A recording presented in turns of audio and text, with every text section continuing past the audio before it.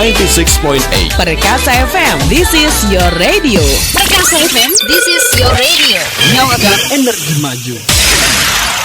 96,8 Perkasa FM, nyalakan energi maju. Saya Neneng Cahya kawan bersama Denang Prayogi di Warna-Warni Perkasa. Dan Anda juga masih bisa berbagi informasi bersama kami. Kawan, COVID-19 di Indonesia ini masih ada. Bahkan konfirmasi positif COVID-19 di Indonesia saat ini bertambah 1.362 kasus untuk hari ini, tanggal 18 Januari. Jadi dengan begitu, total akumulasi COVID-19 di Indonesia sejak 2 Maret 2020 ada 4.200.000 kasus lebih. Sekutip dari Indonesia.com kawan, berdasar data Satgas Penanganan COVID-19, pada hari yang sama ada tambahan 564 orang yang sembuh dari infeksi virus corona. Kemudian kawan, kalau untuk kasus harian yang meninggal yang terkait dengan COVID-19 bertambah 9 orang, jadi totalnya ada 144.183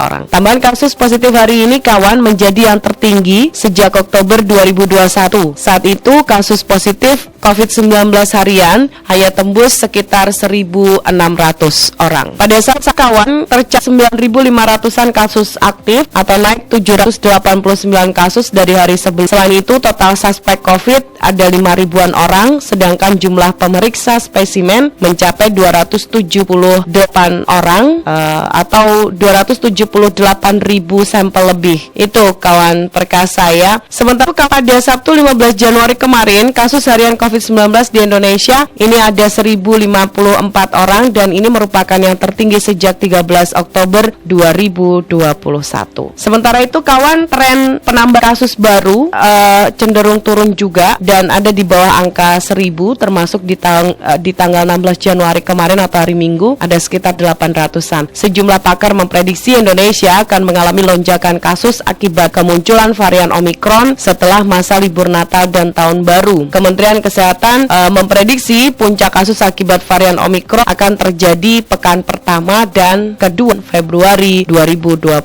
Jadi harus diwaspadai ya kawan perkasa. Beberapa gejala COVID-19 varian Omikron ini disebut-sebut punya gejala dibandingkan dengan kasus COVID-19 varian lainnya. Di antaranya kawan tenggorokan gatal, tapi tidak. Jadi gatalnya itu bukan karena batuk. Kemudian juga seperti flu, ada gangguan sakit kepala, nyeri otot di bagian tubuh dan di banyak bagian tubuh ini kawan. Kemudian kelelahan, tidak kehilangan indera perasa dan penciuman. Jadi tidak ada gejala anosmia seperti pada kasus COVID varian yang sebelumnya. Kemudian juga terasa demam seperti flu, berkeringat di malam hari. Itu beberapa gejala khas dari COVID-19 varian Omikron. Jadi harus tetap diwaspadai. Silakan hari ini juga ingin berbagi informasi. Terima kasih juga kawan-kawan tadi informasinya dari ini yang punya nomor akhir 030 ada di Bayangkara. Vaksinasi COVID-19